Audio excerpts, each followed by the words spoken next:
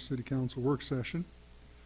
And since we don't normally meet as a group, we'll begin with introducing each other to everybody. So Sonia, why don't you go ahead?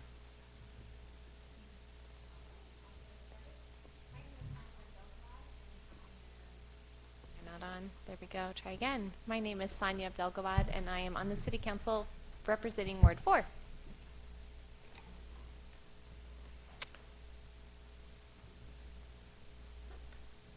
I am Charlene Hubach. I represent Ward 4. Joe Burke, Ward 2, City Council. Kevin Barber, Ward 3. Jeffrey Stevens, Ward 1, council member. Sheldon Castleman, Park Board, Ward 1. Kevin Kellogg, Ward 1, City Council member. Jim Haddock, Ward 4, Park Board. Oh, thanks. Jim Haddock, Ward 4, Park Board. I'm Mayor Kirkhoff. Jim Fairborn, City Manager, and the guy who forgot to turn the wireless mics on. So as each of you are hitting them that first time they're turning on. Nathan Mustine, Parks Director. Meredith Hauk, Assistant City Manager. Michelle Heil, Seamers, Park Board. Bill Manson, Park Board. Brian Harris, Park Board. And last and least, Derek Moorhead, Ward 2, City Council. All right. The first item on the agenda is discussion of memorandum of understanding between the City Council and the Park Board. And sounds like Park Board has met and outlined those areas that they'd like to discuss with the council. So, Park Board?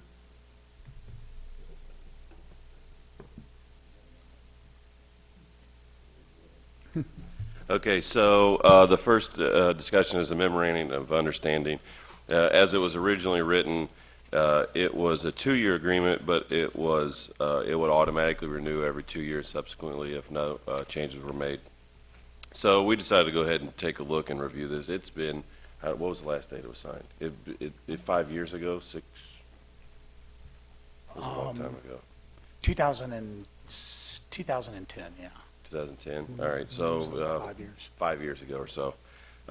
So we just took a look at it, and as we sat down and reviewed it, there were a few changes in here that we thought, some of it was just verbiage and didn't really make sense. Some of it was just a little more clarification on the duties. The big one was the final section, which was 7 was the term amendment. And basically, Park Board wants to take out the section that would automatically renew every 2 years. I think it behooves both parties to go ahead and take a look at this and have this signed every 2 years, just to make sure everybody's up to date with turnover on Park Board, turnover on City Council, that everybody is aware of what this does and the power that this has, especially from a Park Board perspective, because state statutes allows us to control our budget and pay as we see fit. But the big one, the big piece of this is that all of ours are really recommendations to have you guys approve to spend money out of our funding. So, I mean, we like it. We think it's a great cooperative effort between the two groups, especially since sometimes we get money from City Council, to be quite honest, from the general fund that we don't have any problem, getting your blessing when we want to buy things. So, the other one was in section 1, and it was really it says we have exclusive control of the expenditures of money, but in reality, looking at this MOU, is that true? And it does describe it later on. It's just a discussion item. The other one was under land acquisition. It says the Park Board shall have the power to purchase or otherwise secure ground, and we kind of feel like it should be written that maybe we should recommend the purchase, since it all end up going through City Council anyway. So with those 3 items being talked about, I guess the big one is 7, but the rest is kind of just a language barrier. So that's what we see. Thoughts? So number 1 is just a clarification, right? Exclusive. Yes, sir. Yes. I mean, because technically we really don't have exclusive control the way the rest of it is written, because we all of our they're all recommendations to city council for approval, for final approval. Mr. Mayor, if I could respond. On item number 1 specifically, I would encourage that we keep the language as is. That language actually derives directly not only from Missouri Statute Section 90, but also our charter, as we've had instances in the past where we get language that starts getting out of sync. This is a term of art, but we want to show consistency. If we start showing non-consistency, again, with the idea of changeover, we could have 8 different people looking at us 2 years from now going, why the heck did these idiots change this word? So I'd rather keep it as is. We have enough explanation in the later section of Section 1 that is definitive to show the cooperative nature of both boards. So I think we've, in essence, established enough express language to show that this is cooperative in nature and the role each plays. But to change the word could be misinterpreted later to show that we changed it, meaning we had a different intent. And so being consistent with both Missouri statute and our charter, I think might get we might invite more than what we're intending. I have no problem with I'm going to bounce around here. On number 7 on the 2-year amendment, I would also encourage that's just sound practice. We evaluate every 2 years. Most likely what we'll end up doing is rolling it forward like we do, but it does give the opportunity to just put this back on our agenda schedule for us to review, even if we're just rubber stamping it to continue. We have the ability to do that, but if anything changes, we do have that ability. I'm also comfortable on item 2 if we left the language, because again, that is consistent with statute, but I do respect the recommendation that land purchases really probably are a little closer to the purview of the city as a whole than the park board in and of itself. The park board would then serve in more of an advice and consent role and offer guidance for what they intend to do. So like I said, so to summarize, I support what the park board's presented, but I would state that to leave the exclusive language in section 1 alone. Other comments? Charlene? I'm opposed to the MLU and general principles because I don't think it's necessary, because if you'll read the charter, the power of the city rests in the 8 council members, and the 8 council members have 3 ways in which they distribute and they do their power. One, they do it directly through ordinances and resolutions. The second way in which they do their power is they do it through the park board and its members, and then they do it through the city manager and his staff. And if there's any kind of a problem at all that exists, the council is the ones that has to settle it, because that's our obligation and our duty. And so doing something on a 2-year basis, that's not the way in which we do it. We pass ordinances. This is something that's important enough that we need to, that it is a problem between the city staff and the park board and their staff, then we need to make a policy on it and make it in our ordinances. And so that's one of the reasons that I am opposed to it, because it's just like having your right arm and your left arm. You have a policy with one and you don't have it with the other. And I'm not in favor of that. The state statute is specific on what it is the park board can and cannot do. We are specific on what we as council can and cannot do, and so is the staff and what they can and cannot do.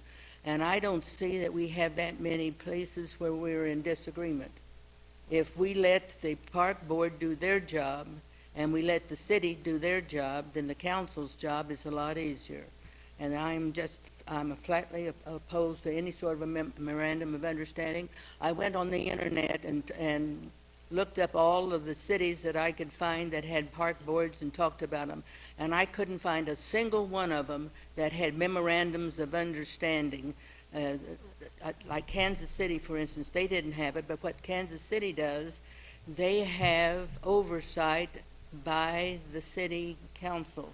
And that's really what we're asking for, is oversight in case we don't want the staff, whether it is the park board staff and board, or whether it is the city council, the city staff, and we don't want them going haywire without us having some input.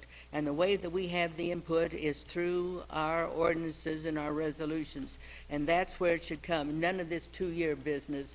When we make an ordinance, that it's either stays until it has been annulled or not, but we don't have to review our ordinances every 2 years. Kevin? Thank you, Mr. Mayor. I'm going to ask for a kind of a history review here. When did the memorandum of understanding first come into fruition, and what brought this on? Can you give me some of the history behind this, if it's known? The memorandum of understanding came into place. It's been in place about 2 decades. I'll be very careful as I choose my words here. There was a point in time when the park board and the city council had a very strained relationship that was mirrored in the relationship between the city manager and the Parks and Recreation director at that time. The city council was considering at the time relieving the park board of some of their power, if you will. And so the discussion became, how about a memorandum of understanding that allows the park board a degree of autonomy but gives city council oversight. So it in essence makes them more than an advice. Their recommendations are just that. They're not advice that's asked for on the part of the city council when the city council wants it, which is a pure advisory board that could be formed up under, park boards can be formed up as advisory boards or administrative boards. The point of the memorandum of understanding in my study of the history of it and looking at the minutes was primarily to give them, to create a middle ground where their input is an advisory, it's more firm recommendation, and they have a little bit more input, quite a bit more input into the formation of their budget, but still gives the city council final oversight into what is occurring there. And I think, for the most part, the memorandum of understanding has served its purpose. It's up to the relationship between the two groups to keep that going and keep those lines of communication open. It's especially critical that the Parks and Rec director and the city manager have a good relationship and an understanding of what their elected officials and appointed officials are saying to them, to keep that communication open. And I think Nathan and I meet once a week, if not more. The topic of most of our conversations are the actions of the board and how those are going to be met by the council, and what we can do to expedite the wishes of both groups. I was attending those council meetings, and he's being polite. It was a matter of ego. The city manager says, you will do this, and the park director said, no, I will not, because my board tells me to do something else. And that's what it all boiled down to, was ego, and the council wasn't strong enough to stand up and say to both of them, we're in charge, you'll do what we say, and they didn't do it. They let the two of them duke it out, and that was wrong. It's the place of the council to run the city government, and how we do it is our affair. But the memorandum of understanding is not the way in which to go. These are departments that are supposed to report to either directly to the city or directly to a board. They do not report to each other. It's nice that they get along, but there is nothing in the park board that says that they will interfere with anything having to do with city staff and the city manager. And there's nothing in the city manager's duties that says he will interfere with the park board. Kevin? Thank you, Mr. Mayor. Another question as a follow-up to what I was trying to get at. Does the memorandum of understanding predate the charter, or does the charter predate the memo? I guess where I'm coming at is, was the charter in place when this? I cannot answer that question. It would have been Very close. within that same time frame. Yeah. Okay, thank you. I wanted to ask, what was the intent of wanting to discuss the word exclusive? What was the point of wanting to make a change of that particular word?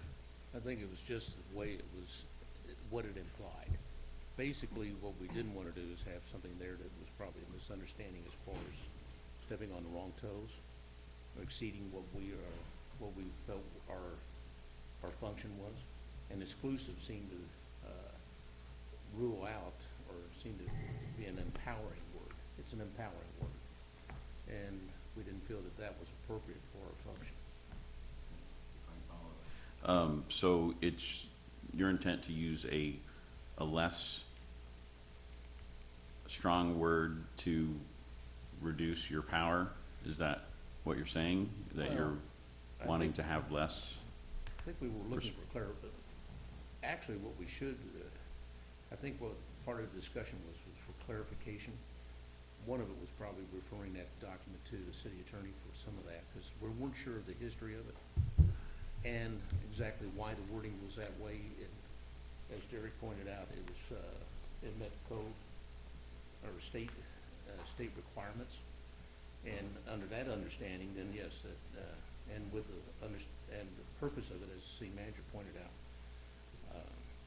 the oversight was in place, and this didn't dampen it, so that's fine. I mean, we're perfect. If that's perfectly satisfactory to the council, we're more than happy. We were just wanting to make sure that there wasn't something there that could blend to a problem at some future date. As far as, of course, I can't envision that because there is no problem. But the whole point is, at one time, this MOU came up as a result of discord, and it's in place because of the possibility to prevent any future discord, regardless of whether or not it's personal or otherwise. I think the functionality of it is fine. Retained wording is fine then if it's acceptable. Mr. Fairborn? Thank you, sir. The city charter in section 8.1 quotes sections 90.500 through 90.570 directly of state statute. And that section ends with, specifically without limiting the foregoing, the Parks and Recreation Board shall have the exclusive control of the expenditures of all money collected to the credit of the park fund and the supervision, improvement, care, and custody of the city's parks, et cetera, et cetera, et cetera. The reason in the original MOU was, as Councilmember Moorhead pointed out, to mirror state statute, the wording of state statute and the city charter with that regard. But then the MOU in section 1.A goes on to craft the definition of what exclusive control actually means. And possibly, so you've kept the truism of the wording of state statute and the city charter and city code, but the MOU allows the park board and the city council to take that a step further and define by understanding, here's what exclusive control is going to be in the city of Raymore. So essentially, we're recommending to make no changes. Is that, I mean, I don't hear anyone saying that I don't read it, and I don't hear it being proposed that we're changing a word. I hear what you're recommending, and I agree with keeping the language the way it is, and I've yet to hear any discussion about what other word should be there. So I don't understand the need for the discussion since it is itemized here in Part A. I don't know I need to take ownership for this because it was my recommendation. I have a professor who's probably spinning in his grave because he always said operationally define what you write. The problem I had with exclusive control, exclusive means without reference to other authority. The fact that the park board submits a budget belies the fact they have exclusive control of the funds. The other item was the power to purchase land. When we purchased Hawk Ridge Park, the park board proposed it, in fact recommended use of the park fee in lieu funds to add to any general funds, but again, that was a recommendation. The way it's written, it implies that we have, just what it says, exclusive control without reference to authority. The fact that we submit a budget for approval implies we do not have exclusive control. Now, I was on the 2010 Charter Review Commission. This came up for discussion then, and there was discussion, well, maybe the memorandum of understanding needs to be clarified, even though it's in line with city statute. But there needs to, I give my opinion, was there needs to be some definition content. Okay, a couple things real quick. The only suggested changes in section 7 to add the 2-year that I'm suggesting. How I've reconciled this for myself is this. First of all, we are two separate entities that are defined both in the state statutes as well as in our charter, but at the same time, we do have a relationship that is mandated by state law. So, for example, the city manager does in fact serve as an administrative director even by state law. So there has to be a relationship regarding this. And really that's what this is to me, is this is for both of those two gentlemen over there as much as anything. This is less about the council and the park board and more about the park director and the city manager. And we help lay out and define things that expand state statute and our charter. And the key phrase I heard was relationship. And so this to me is a relationship document.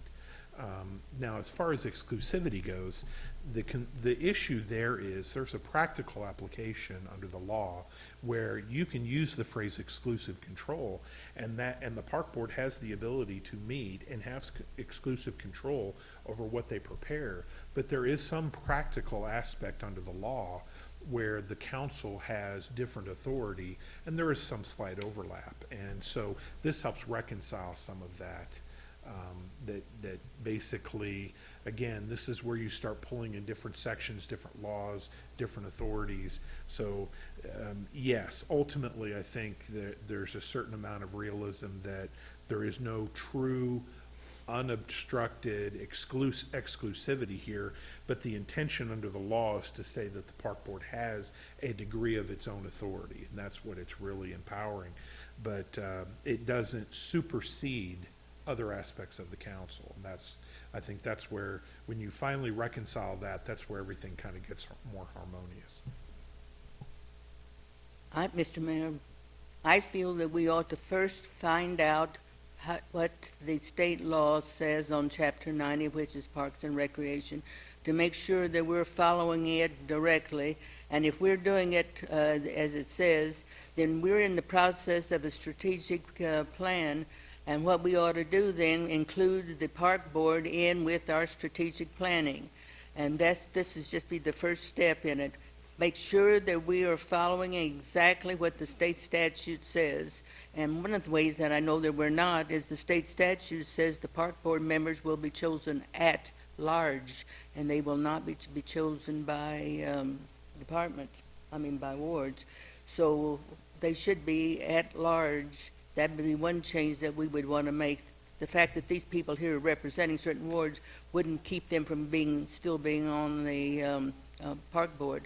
But the statute says at large, and we should honor that at large. And then it says some other things that have to do with the budget. The monies have to be kept separate from the city's general fund. And we have to make sure that we're doing that all the way through. And if we're doing that, then when it comes time for us to do our strategic planning, there may be some changes that we want to make then. But this is not the time to make them until we know what we're going to do on a strategic plan. Jay? Thank you, sir. I can certainly see your point for the definition of exclusive.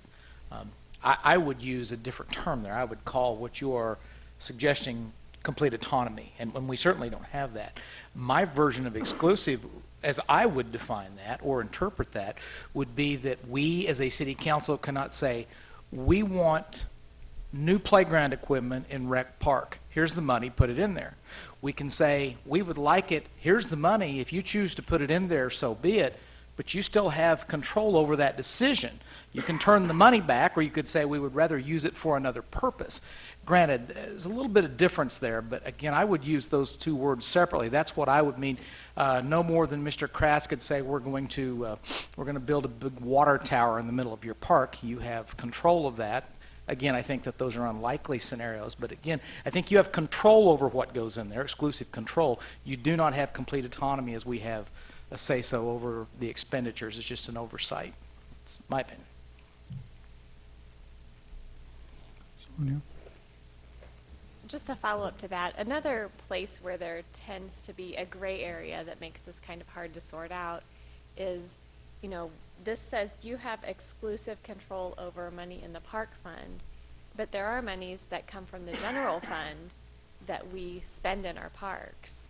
So because so much of our money is intertwined and we work together so well, I think that that's another reason why this memorandum of understanding is important, because as of right now, you guys don't stand alone, and so we work together quite a bit, and so I think this kind of lays out how we're going to work together, and it also allows for us to make other contributions to our parks so that as a city we can kind of be one.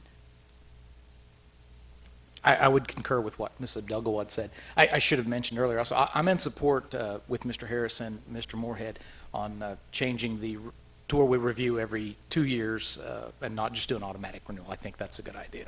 And just one other thing. I think what this says is we can't tell you how you're going to spend the money in your park fund. You guys tell us how you want to spend that money. And in essence, based on this, we should say, okay, which doesn't always happen, as I've heard in the past, but I know you guys know I'm the person up there saying, this is what the park board wants to do with their money. We don't really have a choice. We need to say, okay, do that with your money, because what's in the park fund is your money. And so this says you get to spend your money how you want, but this also allows for us to work together with you so that we can make our parks even better than the money allowed in the park fund. Have you all forgotten when the last time we had a salary increase? I think it was a different city manager, but he notified us that the park director was going to get a $6,000 increase.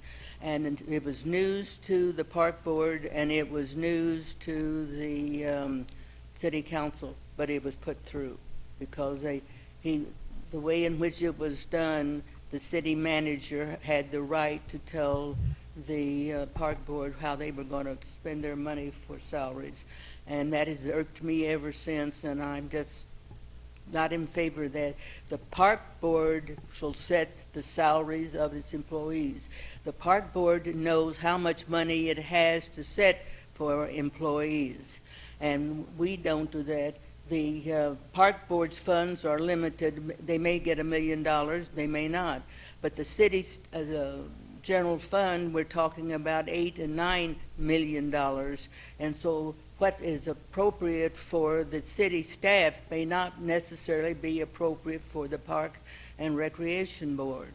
And those are some of the things. For instance, here on the budget, you mentioned here on the park fund, and one of the things that it says in there, the park department is not able to fund its operations entirely from the property tax levy. And I have a question on that because on the state statute, it says we can do up to 2 mil. And I think we're only doing, $1.2 million instead of the 2 mil that's allowed. And I wanted to know how come we were not giving the park board the full amount of money that they are allowed. To increase, it still has to go to a vote of the public. Well, That's correct. then why not? I don't understand our insistence that it come from the general fund. The park board, since it has its own budget, its own board of directors, and its own chief of staff, then we should let them go to the people and get the 2 mil that's allowed by law. I know that there are on some things like we're allowed by law, what is it, up to $1 without having to go to a vote of the people, and we only do 72 cents. Well, don't they also, doesn't that 2 mil on the levy, doesn't that also apply to them? That when we set the levy for them, that we allowed them up to 2 mil, and if we did, then we don't have to go back to a vote of the people. We've already got it there, and it's the council and the park board working together that decides whether it's going to be a 1 mil or 2 mil. The 2 mil is the cap that they can go to. They cannot, even with the vote of the people, go above the cap. But unfortunately, there's that pesky little Hancock amendment that forces them to go to a vote of the people if they want to raise the levy.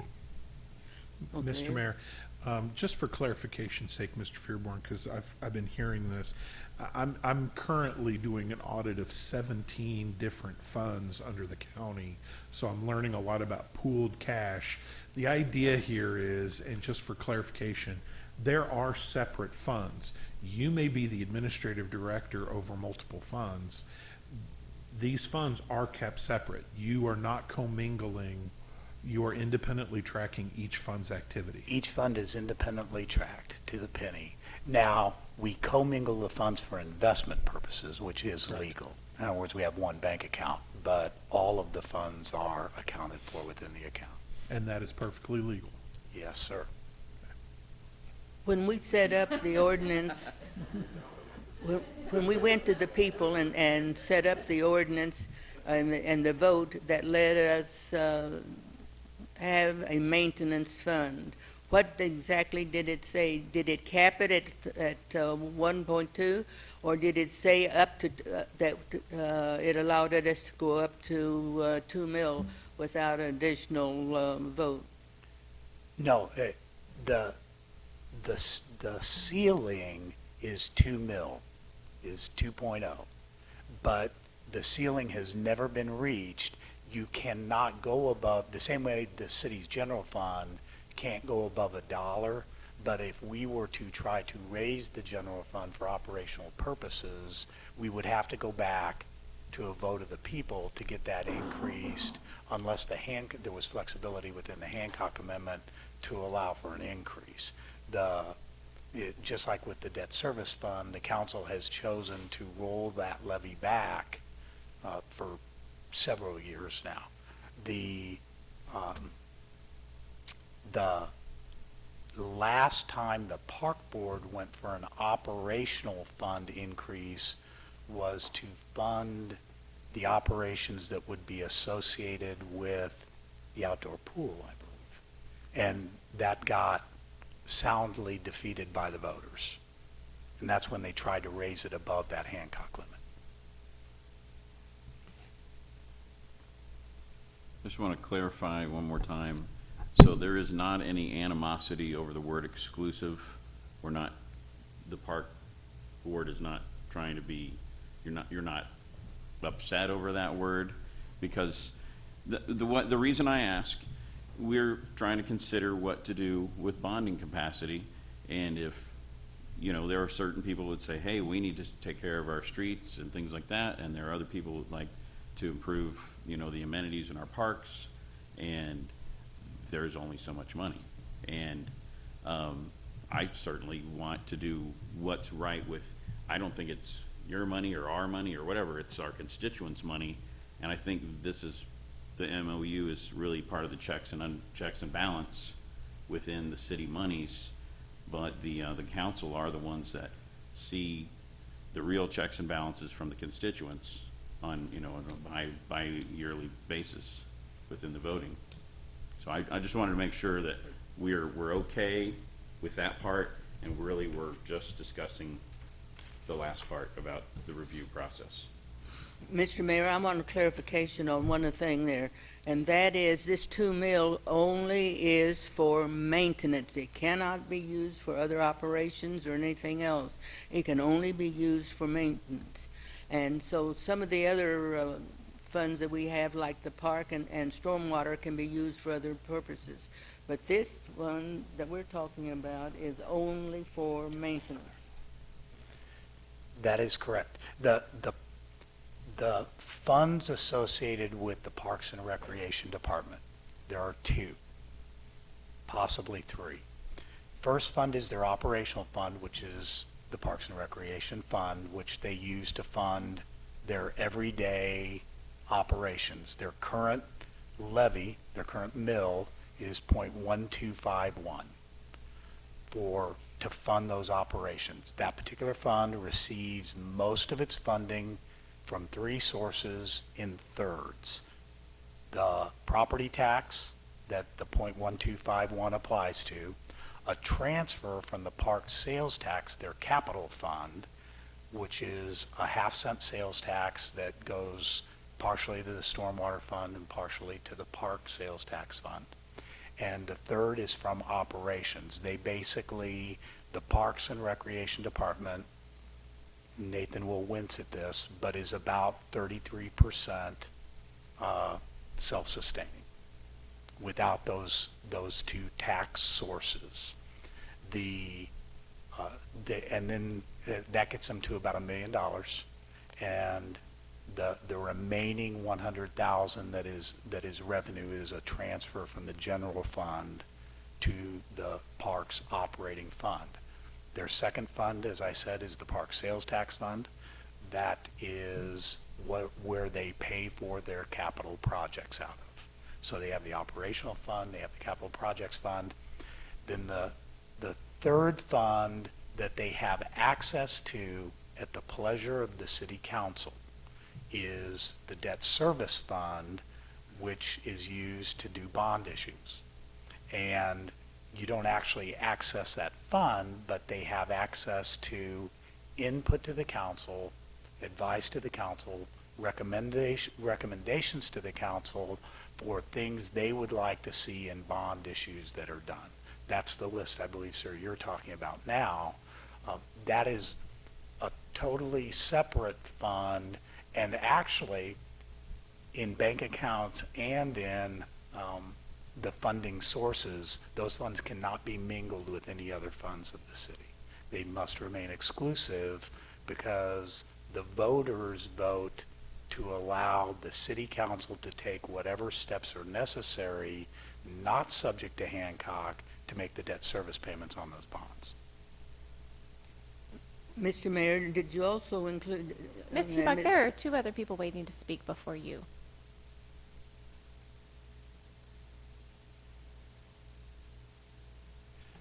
I got a question. Is the MOU working?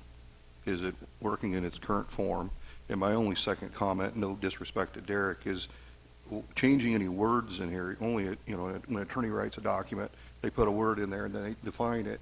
And we need to watch if we change anything in it, we may go off base where it doesn't work. So if it's working in its current format, other than the change of reviewing in, every 2 years or how often, I would support that. Okay, just to expedite this, because I feel like we got off the rails a little bit. We made 3. We are going to go back and go ahead and approve this new form in our next monthly meeting. We had 3 items we want to talk about. I think the item 1, to not change the exclusive control so it matches state statute, we'll leave. The second one was the recommendation to purchase, assuming that doesn't clash with state statutes, it does not at all, then we'll probably change it to recommend, just as Mr. Castleman or Sheldon, as we like to call him, mentioned. We like it to word how it works, so I prefer to write it how it works, your operational, whatever. And the third one is to review it every 2 years, which I think everybody's in agreement with, and it makes sense. So, Charlene, I don't mean to cut you off, because I would love you to give us more money. If you can find a way to do it, I would love to do it, but that seems off the rails with this discussion as far as just this MOU. And so, we'll take that next month into our meeting to come forward for a recommendation after that. Mr. Mayor, one of the things that Mr. Fuhrborn didn't mention, or at least I didn't hear it, was the fact that developers have to pay either money in lieu of land, and that is on the development. And that's another source that we have. Is that correct? I stand corrected. There is the park fee in lieu fund. Developers can pay into that or give us land. There's currently $101,600 and change. She's not here to help me. Sorry. About 101,000, a little north of 101,000 and change in the park fee in lieu fund. By saying that, does that give the city council any authority on telling them how to spend it? Or do they have exclusive control over how they want to spend that money? As was indicated with the Hawk Ridge Park, the park board, like any of the other funds, is making recommendation to the city council. The city council has never turned down a park board purchase recommendation to date. Thank you. I just want to say I think this is a good discussion. I see strength in the leadership of Parks Board across the board, staff and Parks Board. I see a stronger Parks Board than we've seen in some time. And if there were a more critical time for us to work together, it's in the next half to full decade for the projects that we're going to be looking forward to putting to the city. And I think you all are making a very strong step and statement here tonight. We want to work with you. We want to give the citizens the things, the amenities, and the programs that they want. Keep doing what you're doing. If we need to meet more frequently, so be it. Make the presentation. Ask us. Keep doing it. I hope, Brian, I think you're right on track. You've got what you wanted tonight. Keep doing this. This is good stuff. We want to get where you want to get to. Thank you. I think that's a great point, that in the past, the council and park board have not met frequently and had this communication and things, and we have since, like in the last year, maybe 2 years, made a point to meet quarterly to be sure that we're on the same page, and so that just further strengthens the relationship and the communication and teamwork here. Sir, if staff were, my understanding is Park Board is going to go back. They'll be coming back with the number 3 for sure, and the possibility of changing the one word to recommend. I have to say, from Mr. Musteen's point and mine, if we were going to make one recommendation to the group as a whole, it would have been to change to the every 2-year review of the MOU, because there have been a lot of people who I have mentioned the MOU to after they've been on either the park board or the city council for quite some time, and they did not know that it existed, and it's a pretty important document in the relationship of the two bodies. So the every 2-year review would be much appreciated by staff, sir. All righty. We'll move on to number 2 of the agenda, Farmers Market, discussion of turnover of the area from the city to the park board. Thank you, sir. We had been asked at the last meeting if we could share some of the progress on the Farmers Market Park with the joint group here and the city council. And so Mr. Crass and Ms. Hauk and our brand new communications manager got to take a ride up in a bucket truck within about 3 hours of starting with the city. So that was a lot of fun for him. We promised him that's not an everyday effect, but I'm going to turn over the presentation to Mr. Crass, and then we'll have some. Thank you, Mr. Fuhrborn. I think the projector will warm up here in just a minute.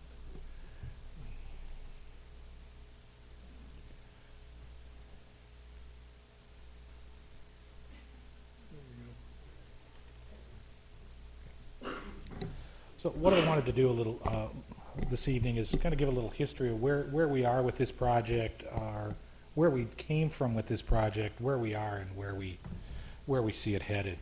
Earlier this year, we rolled out the Reimagine Raymore, and right now we are currently using that for our construction projects. The theme being you know, in order to make an omelet, you gotta break some eggs. So, yeah, it's gonna be messy for a little while, but let's reimagine what it's going to be when the project is done. Really, that's a neat theme that's gonna be used for strategic planning and some other things. But for this area of town, Reimagine Raymore really started with the original town plan back in 2009. This was a collaborative effort between city staff and the residents of the area to develop a vision for things that could occur down in the original town area. Some of those elements have been completed. The decorative lighting that defines the area, sidewalks have been put in, and then one of the recommendations was to create a gathering space. And they recommended the city property at Washington and Olive. A kickoff for that would be potentially a farmer's market, which has been very successful for the past several years that it's been in place. Long term, there was a vision for a shelter and some other gathering places at this location. The location of the site is right here, and so as staff started looking at design elements for that, and looking at historically what was at the location, we kind of locked onto the fact that there was a railroad that ran through that area of town. In fact, the old railroad depot was right here. So doing a little research, we actually found in one of the historical documents here a picture of the depot, and looked at some of the elements and to look at what could be incorporated into the shelter that was going to be put up at the location. Earlier this year, some of you saw this concept plan with the depot, the future elements of a gazebo, a playground, and it's been discussed some kind of perhaps a water feature or spray park and those type of things. So this is the way the site existed as we started our design. This is the way it exists today. There's a large concrete plaza. The open area you see there next week or over the next week is going to have a flagpole installed that was donated by one of the residents in the area. The open area is going to, working with Nathan, is going to be like a memory paver area. This is, as Mr. Fearborn referred to, the kind of the bucket truck shot of that. And what you see here in the dark areas are actually the entrance ways to what will be the covered shelter area. The open areas here are going to be planted with native plantings in accordance with our water quality elements. And in the background, you can see we incorporated a railroad track theme into the actual sidewalk that's in the back there. Here's a kind of a close-up of that. This is going to be the shelter. It's going to be gray and red. It's 30 feet by 100 feet. We anticipate construction or the erection of this occurring in August. Some of the other elements that we are looking to incorporate, which would be a future budget consideration for the city council, is perhaps a clock element. Looking at, we found some of the areas where railroads things have been turned into parks. They have a kind of a historic little plaque, and there's kind of an interesting story we found with the railroad that ran through the city. It actually was nicknamed the Leaky Roof Railroad, and it's held that name for quite a while. And one of the histories we found with that is that the railroad wasn't too concerned about the condition of the boxcars that it ran on the line, mainly because it hauled clay tiles from the roofing companies to the Twin Cities. But the way it got the name the Leaky Roof is they pulled some of those vehicles into the flour mill, and the flour mill took objection because obviously if the flour gets wet, it's not very useful. So that name, the Leaky Roof, kind of stuck with that railroad while it was in operation. So we thought that might be a neat little historic element to include there. Ultimately, we would like to see the site lighted with the flagpole. We need to put lighting there anyway. We are meeting with the electrician tomorrow to kind of discuss some future elements, which we think would expand the possibilities and use of that particular facility and expand it beyond just the farmer's market, create more of a gathering space there. So staff, this is one of the few projects I've been able to work on where staff really engages with it. And it's not just my staff, it's the entire team. We had planning, parks, building inspection.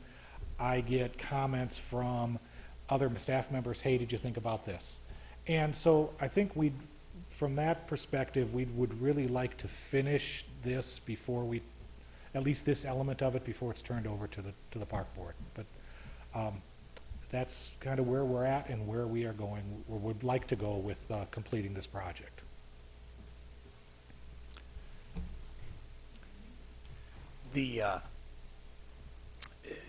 As Mike indicated, it has been truly a kind of a very, very fun, very professional, very all-in project for all of our departments. It's been really neat to do this entire thing internally. It's been really neat for me because that saved a whole bunch of money. I really love that. As Mike indicated, we'd like to, with the relationship that we have, because everybody's giving input to it and the elements, we'd really like to be able to finish what we started before we turn this over to the park board. The timing for that may be somewhat odd because we may be doing a ribbon cutting and plaque dedications before that's actually turned over. But it's been such a good collaborative effort and so successful, we'd kind of like to keep the model going as long as we possibly can. And so we sought city council direction on essentially permission to continue this model. Comments? I would be in support of that. I think this whole project has went very well from the very inception of it, which goes back to the original neighborhood planning and all of that. I'm very proud of this area and proud of what our staff has been able to do here and do it in a fashion that has saved money of the people. And it's obvious that the people that are using it now enjoy it. They keep bringing themselves and visitors with them. It just keeps growing. So no disrespect to the park board on this at all. My intent as far as a council member is to hand this over as soon as we can, to give it to you to do as you do. But I see the process going so smoothly, so well right now that I don't want to interfere with that and interrupt that. But I'll tell you, everybody sitting around here, my intent is to give this to a park because that's what it is. There's no doubt about it in my mind, or any normal, reasonable thinking person that's been through all these discussions, that it is a park and it's going to be a park. Sonia? I agree. I think this is kind of a classic case of us being able to work together. But my one big thing with this is that when we do a ribbon cutting, when we present this to the community, I would love for this park, even though it's technically not a park until we hand it over to you guys, to have a name. I feel like, speaking for people in Ward 4, calling it the Farmers Market Park just seems so generic. I think it's important for you guys to be able to name this park, and that the name not come from us. But at the same time, I think when we do the ribbon cutting, when we announce, look at what we've done here, look at the beginning of this park, I would love at that point to be able to say, and here's the name of this park. So I guess my opinion is I would love for us to be able to work together to create the name for this park before we do that ribbon cutting, before we present it to everybody. Mr. Fairborn, where are we at with the MOU with the Baptist Church?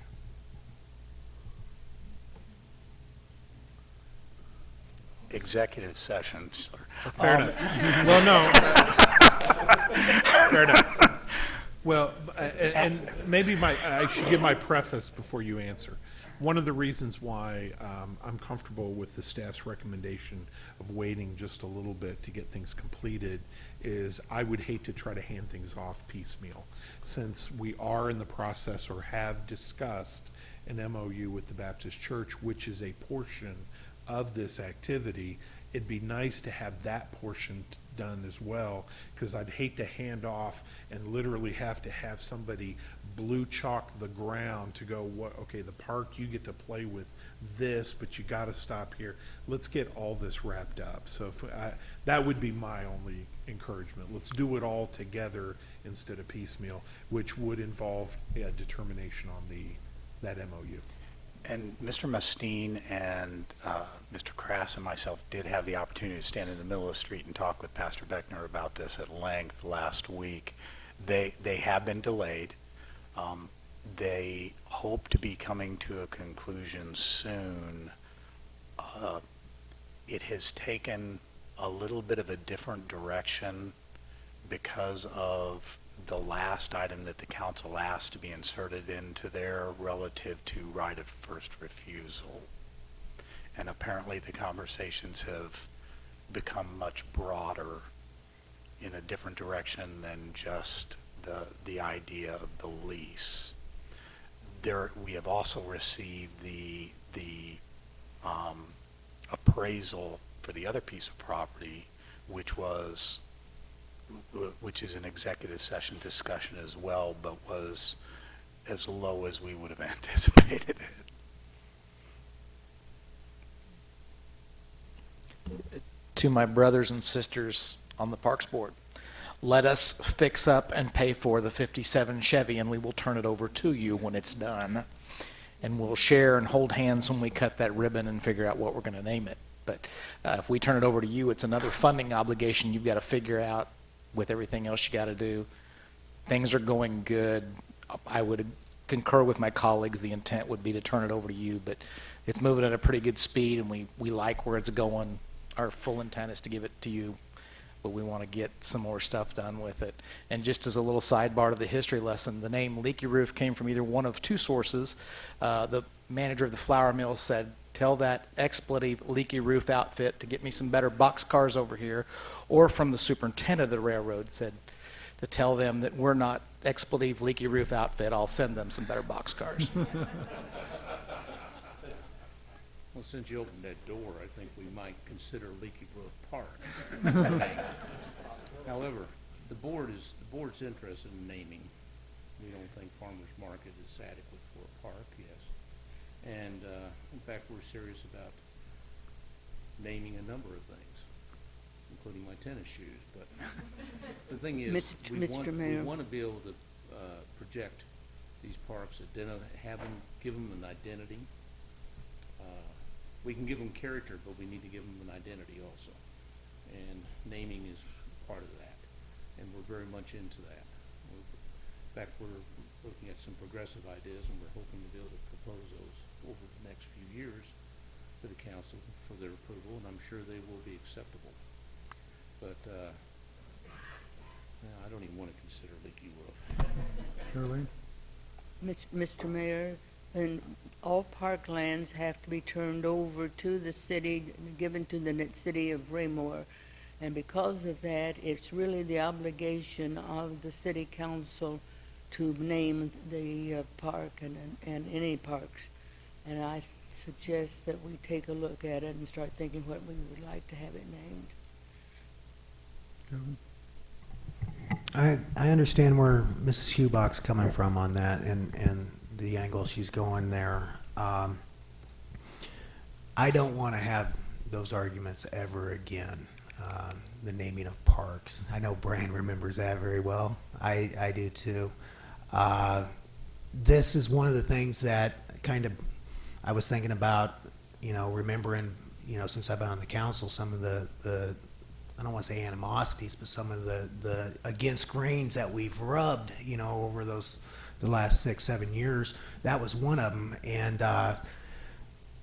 I would was hoping that that would be addressed in the memo of understanding also, but I don't want it to get so specific. But I believe that the intent of the council, after all those waves were calmed and those discussions were had, and please correct me if I'm wrong, I thought that we came to an understanding that our intent is to let the Parks Board have the naming rights as a recommendation to come to us. Am I correct in that, Brian? Do you remember that? And I see Jim getting ready to jump in. Everything we do comes to you, I think. Basically, everything we've ever wanted to do, you guys have reviewed. And I absolutely agree with that. I absolutely agree with that. I think You haven't said no yet. No. So I'm throwing out precedent there. You haven't said no yet. Earlier you mentioned no animosity, and so right now we're good. And that's what I'm trying to maintain here is that I want to discuss this. That way, we have a consensus of intent of the language and of the feeling of what we are trying to solidify here tonight, without having to, I don't like having to sign a contract to buy a house or a car, but dang, I have to. That's all there is to it. I just have to. I have to sign a contract for insurance. And this is kind of the same thing there too. It's an insurance policy. So if things do turn bad, but I'm getting back onto the first subject of the agenda, but it's, I think we have the consensus, and I'll ask the mayor to take another consensus tonight since the council has changed, that is what the intent is that the Parks Board, the reason why it's not a park right now is because we haven't given it, so it's not a park. But in all intents and purposes, it's going to be. And you've got my word from it. I heard Mr. Holman say the same thing. I know Ms. Abdel-Gawad saying the same thing, and so is Mr. Moorhead. I see Joe raising his hand there, and I'm not taking a straw at Paul because I don't have the ability, but this is what I'm reading. Once it's a park, it's a park. But, I agree with Sonia is that, the time of the ribbon cuttings and the dedications, all of that may predate before we're able to give it to, but by golly, I want you guys there too, and ladies, so I think that's the intent. If anybody disagrees, please speak up. Thank you, sir. What I believe staff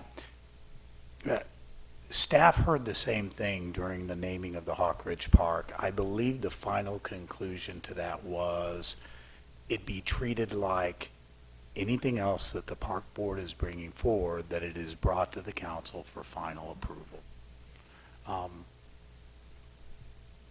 Staff might have a couple of recommendations in that, but one of the things that that perhaps we could ask for consensus from the city council on is that Mr. Mustine begin meeting with the park board to come up with the list of names to recommend to the city council, or a name that they would be recommending to the city council for city council approval relative to that particular area.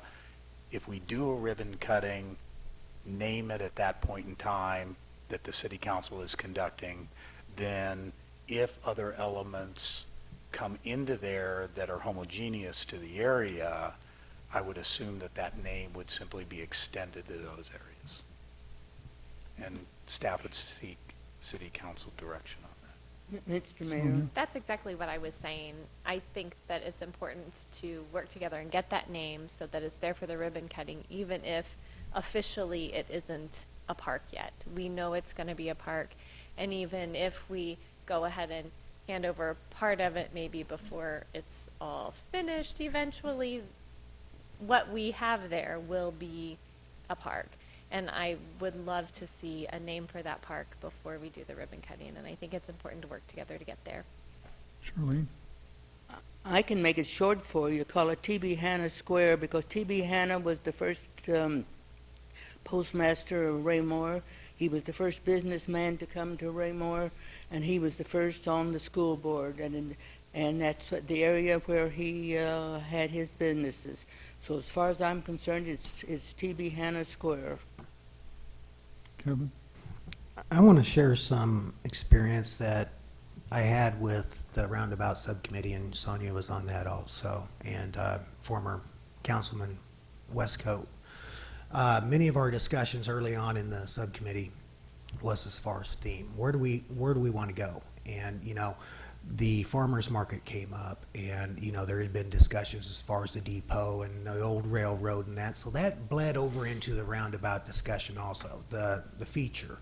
And all of those, we came to a consensus that we wanted to keep that element of the past, what we can be identified with, as homogeneously with other things around the city. And the farmers market was one in particular. Like, if we had an element down at the roundabout feature that could be moved, I'm just saying the discussion, not saying it's going to happen, but if it could be, would it fit down in the new park, the farmers market? So I just, food for thought there. That's part of the discussions that, we as the community have been having in other avenues. So I think it's very important, regardless of whatever theme it is, but there is a theme down there as the depot. And that's just what I got to offer, not directing, not advising anything, just trying to give that aspect and facet of what people have already worked through. For the rest of the council, everybody okay with what Jim proposed? Seeing affirmative nods. Okay.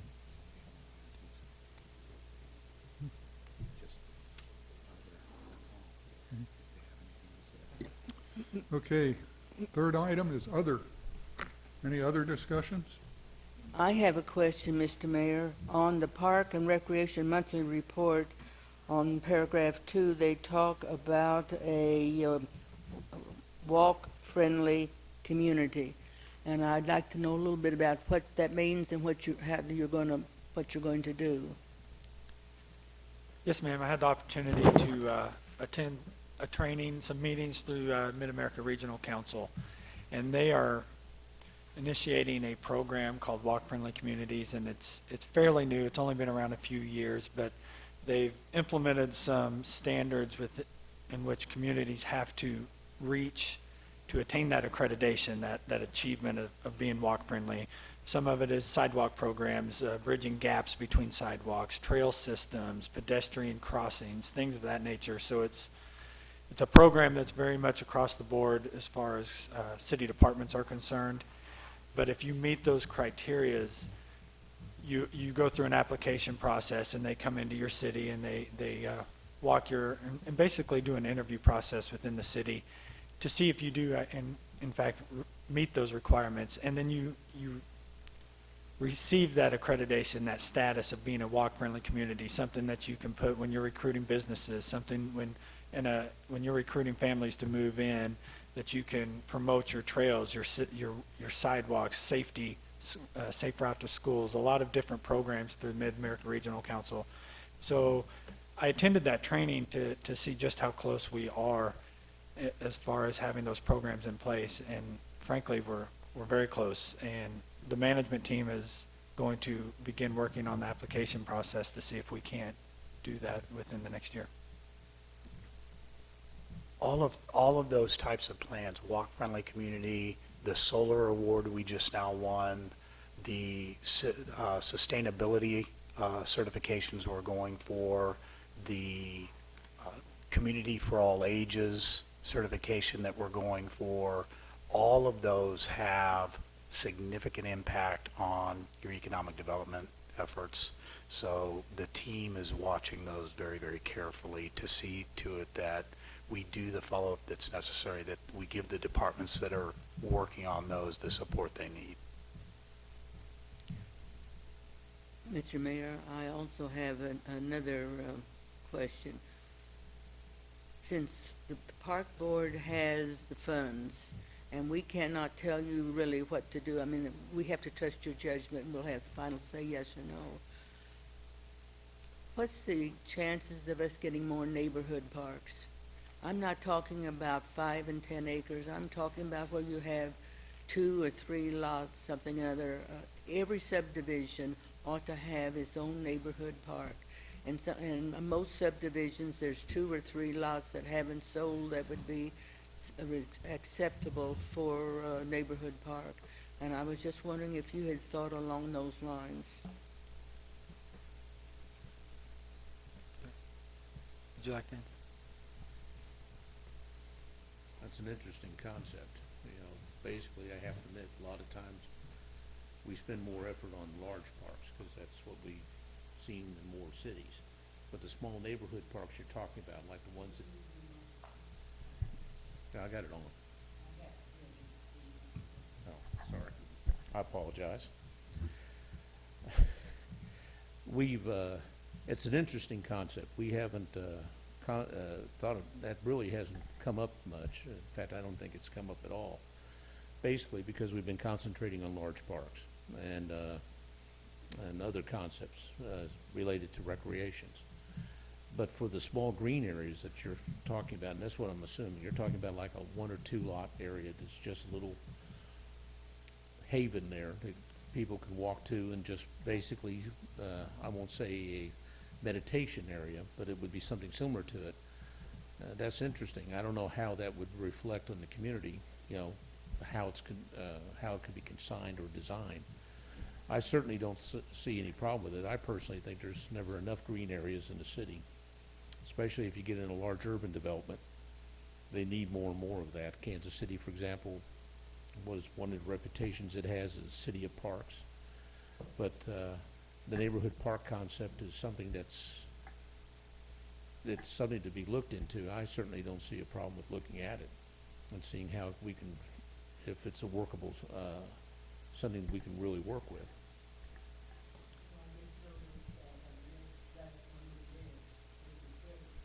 Last one we did, which was Prairie View, we didn't show anything in there. There will be 86 lots, so there'll be about 300 people total being in there.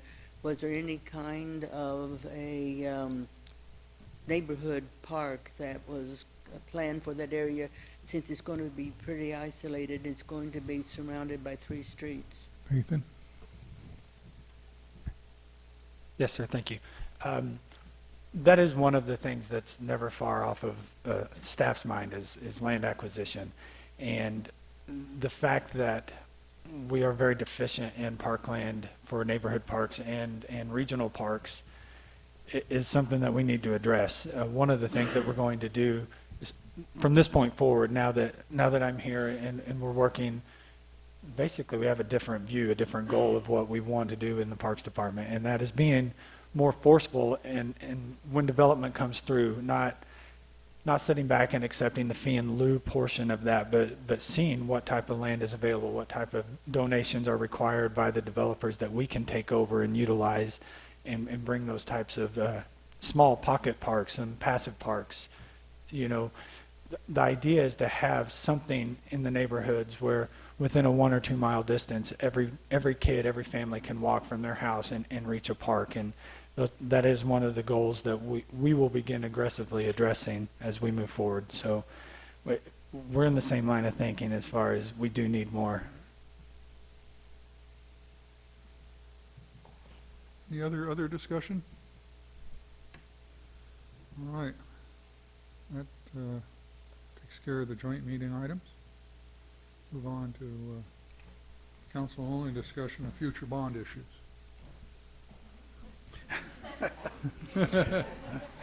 So thank you, Park Board.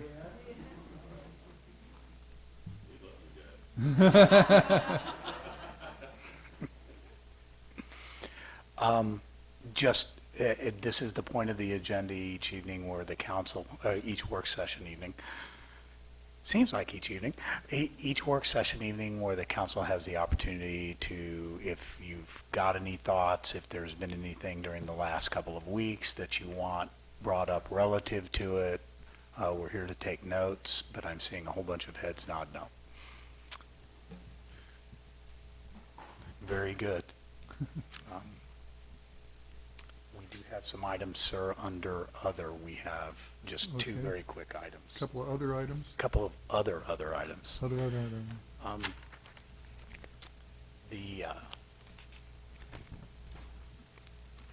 I was limited in this because I didn't know the park board was still going to be sitting here. So if the park board could pass these on to the city council, although I would say that one of the things that Mr. Mustine has brought up to me on a number of occasions is he is going to try to get the park board packet to be more consistent with the city council packet.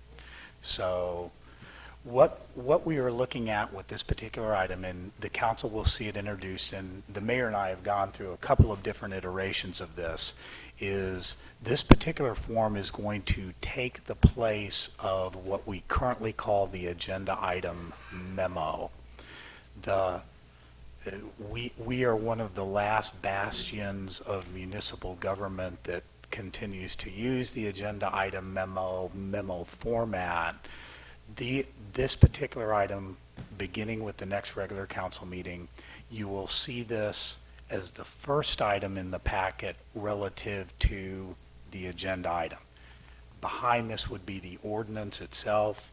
We feel it gives you a very, very quick snapshot, executive summary of what you're about to be looking at, rather than having to turn to somewhere in the packet where the agenda item memo may be to find your information. We are going to, over time, get better with this by being more consistent in the different report areas, but what you have is, for instance, when you look at this one, it would be the date. It could be an ordinance that also has an agreement attached, and a discussion item may be attached as well from prior discussions. You would see then in the second box the bill number, and the actual title in most cases would be included there. The reason you see the short form and then page 3, the long form of background justification, we find that most of our items can fit in the little box, but there are occasions, normally Mr. Cataret's stuff, since he's not here, I can talk about him, where he has a little bit more background and justification, in which case we would include page 3. You would either see page 3, or we would start here and finish on page 3 if that much room was necessary, which we hope never happens. We'll have a discussion on consistency again if I start to see that pop up. Financial impact, my favorite box to be giving you all in just a real quick hit. Usually you found these things buried in the bottom or in the middle of the agenda item memo. Here we delineate them for your review. Something that has never been included in the agenda item memo, the estimated start date and finish date of a project, so you can hold us a little bit more accountable on what we're telling you at the beginning. The staff recommendation, which has sometimes been there, not been there. And then you actually see this next box also on the agenda summary, if a commission has already been there and what their action was in their vote and the date that they saw that. And then a list of the reference documents that are attached. The one area that we'll be working on going forward with this is, of course, Mr. Cataret's items. He has to have a number of items included that he will still be filling this out to the degree possible, but his items have to actually be within the packet and can't be summarized on 3 sheets of paper because they have to be entered into the record because of the public hearing component. But we'll be introducing this at the next council meeting. As you go through and you're using it, we would love to have feedback from you all on any tweaks that we could make that would make it even easier for you to see. One of the things that I like about it is it's big printing, so. If I may comment already on it, I think it's very inviting to people that have not been part of our process before. This makes it much easier for the citizenry to say, hey, I don't know what's going on. They can look at this pretty quickly and figure out how something impacts them and whether they feel like they should come up here and be part of our process, which we invite. So I think that's very, very beneficial. That is all staff has this evening, sir. Do you have any need to go into executive session? No, sir. Good. In that case, work session is adjourned. Thank you, everyone.